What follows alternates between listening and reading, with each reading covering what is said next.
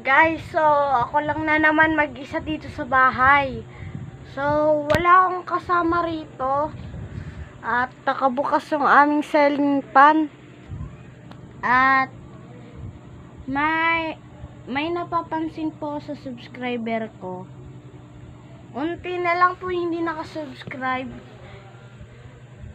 25 po ang nakasubscribe. Kaya yung mga hindi po nakasubscribe po dyan, mag-subscribe na po kayo dyan. Randel po. So, epic picture po. At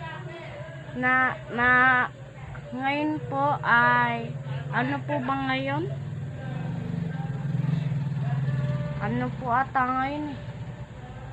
Ewan ko po. Baka po Sabado po ngayon. Kasi guys, maraming nagtatanong, may jowa na po ba ako? Wala pa po akong jowa. Baka po na ano lang po ako, pero wala pa rin po akong jowa. Kasi po sa mga nag-subscribe po dyan, pag umabot po to ng kasi po 10 tsaka 6 po subscriber natin, balite 106. Tapos po pag umabot po to ng 108 subscribe, magjojowa na po ako.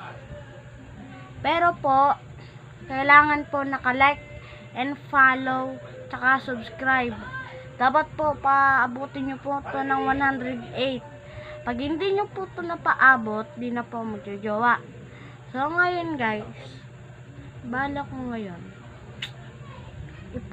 i-prank si mama. Pero hindi ko magawa kasi guys eh. Pero, diba guys, yung tinuro ko sa last vlog, bawal loko yung magulang. So, yung suot ko po ng damit is 90 po yung damit ko nun. So ngayon guys, ayan guys, so laruan ni siya. Ayan.